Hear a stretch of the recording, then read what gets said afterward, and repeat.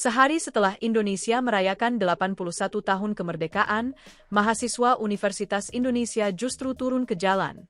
Mereka datang ke Bundaran Hotel Indonesia, Jakarta Pusat, dengan membawa satu pertanyaan besar.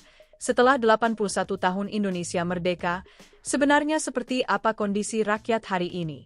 Badan Eksekutif Mahasiswa Universitas Indonesia atau BEM UI menggelar aksi bertajuk Merebut Kemerdekaan pada Selasa, 18 Agustus 2026.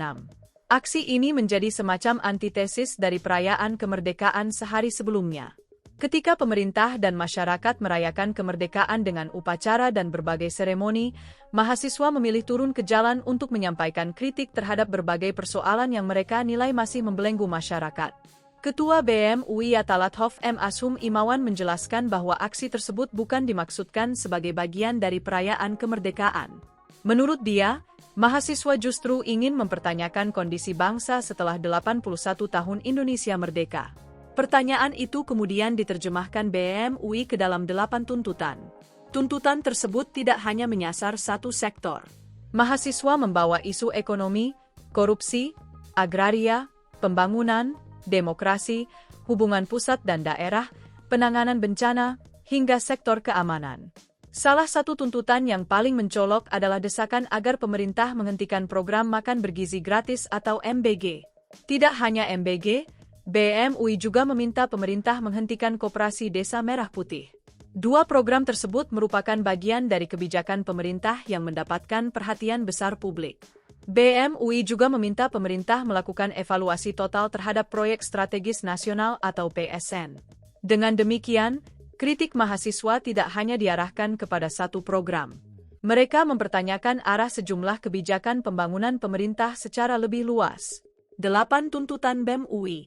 Tuntutan pertama BEM UI adalah menghentikan apa yang mereka sebut sebagai penjajahan negara terhadap rakyat sendiri. Kedua, mahasiswa mendesak pemerintah menghentikan praktik korupsi, kolusi, dan nepotisme atau KKN. Ketiga, mereka meminta pemerintah mewujudkan reforma agraria sejati, khususnya terkait penguasaan dan pengelolaan tanah. Keempat, BEM UI menuntut penurunan harga kebutuhan pokok dan bahan bakar minyak atau BBM, yang dinilai berkaitan langsung dengan kondisi ekonomi masyarakat. Kelima, mahasiswa meminta evaluasi total terhadap PSN serta penghentian program MBG dan Koperasi Desa Merah Putih.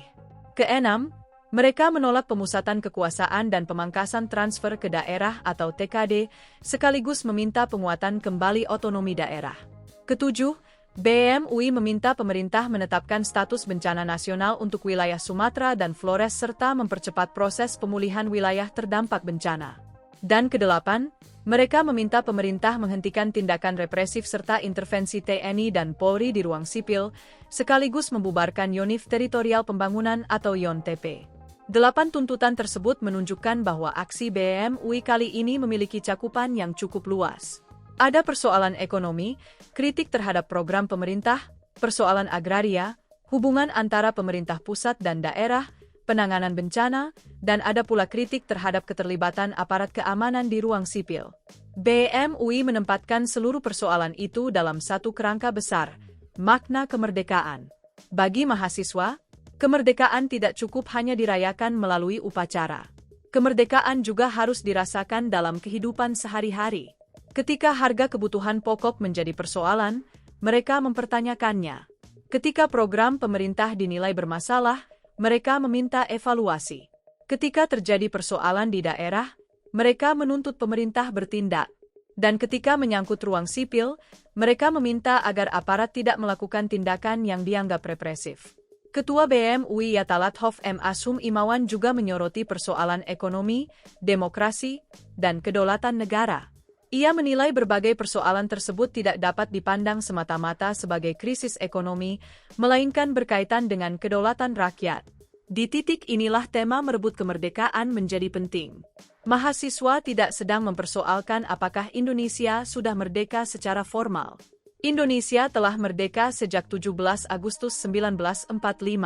Yang mereka persoalkan adalah bagaimana kemerdekaan tersebut diterjemahkan dalam kehidupan masyarakat 81 tahun kemudian.